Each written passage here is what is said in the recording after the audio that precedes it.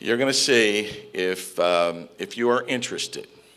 I took the time before the governor's last budget speech to look at the last 10 budget messages. And if I took the date and the name off of the last 10 budget messages, probably the last 8 would be more accurate. If I took the last 8, you wouldn't know what governor or what year that budget address was made, because they spin it the same, they puff the same, they lie the same, they twist the same, and they tell you how great that they have made the state of New Jersey. And I don't think there's a person in this room, and the vast majority of people who live in this state, that would think that this budget is any better and making their lives better than any other budget. What I've tried to do in my time in the legislature, and in particular my time on the budget committee, is try to be, and the term being honest or intellectually honest usually is in the eye of the beholder. I'm not going to say that I am that I have the torch of truth in my hand. And look, I'd be lying to you if I didn't say to you that I had earmarks at times in budgets. I absolutely did. But the difference, as I was telling this group of people on the side here, there was a major difference. If I put an earmark in the budget, it was an absolute clear line item in the budget, so everybody could scrutinize it, criticize me, or it could be taken out. What we've done in recent years, especially during the McGreevey years, was bury it so far down that you need a coal miner to dig out exactly what that earmark was and who it was going to and how it's being spent.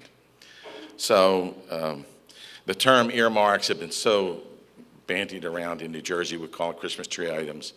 And it is fun for those of you who are political wonks and like to get into that kind of stuff. I can supply you with more information than you have time to read in a lifetime. And anybody who is that interested, I can send you a copy of, a condensed copy of the state budget messages, which I actually have a copy of right on the desk there that is actually a little bit wet. But I also can give you the snippets that I took out of the budgets. Let me go on to just some of the things that you are probably aware of. And I've tried to have copies of this stuff in the packet.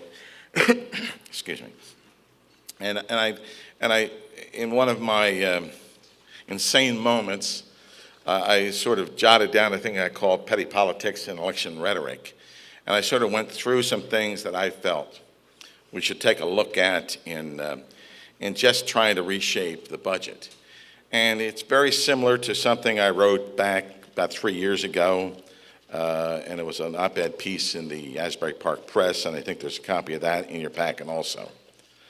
One other piece I think you should also take a look at is Tom Byrne, who is the son of Brendan Byrne, wrote an op-ed piece, and I think it was the Trenton Times.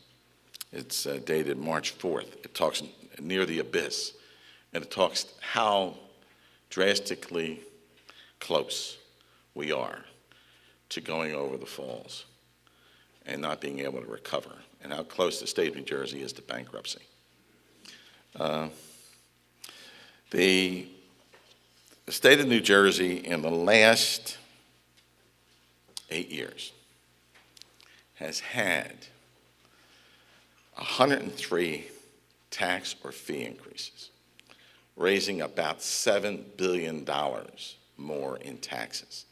These are not just the standard run-of-the-mill taxes that we had up to that point. And that's it. There's an item in that packet you have that gives you every one of the taxes, how much money was generated from those taxes. So, and then this year we have another laundry list of taxes and fees that are being tacked onto your way of life. Another interesting fact that you may or may not know, because you keep hearing how the budget's been cut. The state budget consists of two parts, the state-funded part and the federally funded part. And all you keep hearing about is how the state is cutting, and if I told you year over year that this year's total amount of money that the state can spend is greater than last year's, would you believe me? It is increased. Because of the stimulus money and because of other factors, the state is actually going to spend more money than it did last year. The only problem with that is once the stimulus money is gone this year, you know who's going to make up that gap? It's going to be you sitting in this room. You are going to make up that gap. So if we think we have it tough this year, many of you in this room, I think, are concerned about arts cuts and so forth and so on and dedicated funds. Next year, I would assume that much of the municipal aid will be cut, school aid will be cut, cuts will be far-ranging because of, again, the lost revenues. Leonard Lance was always quite adept at telling the public that 40% of the income taxes in the state of New Jersey were paid by 1% of the people. I don't know what that's going to be this year because most of that money came from Wall Street and Wall Street bonuses. So I have no idea. We just got the state budget for this year, for the 2010 budget. We just got it yesterday. So we really haven't been able to look totally through the budget to see exactly what's in the budget. We know that there are a number of additional taxes, but I don't look just at the numbers that you read, ladies and gentlemen. It isn't just the numbers. It's the verbiage. And as in any piece of legislation, it's not what you see, it's what you don't see that really can kill you.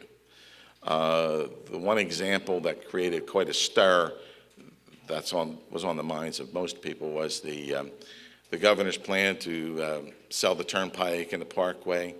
Well, that was not spelled out in the budget in number form as to the cost for the consultants and for the finance people.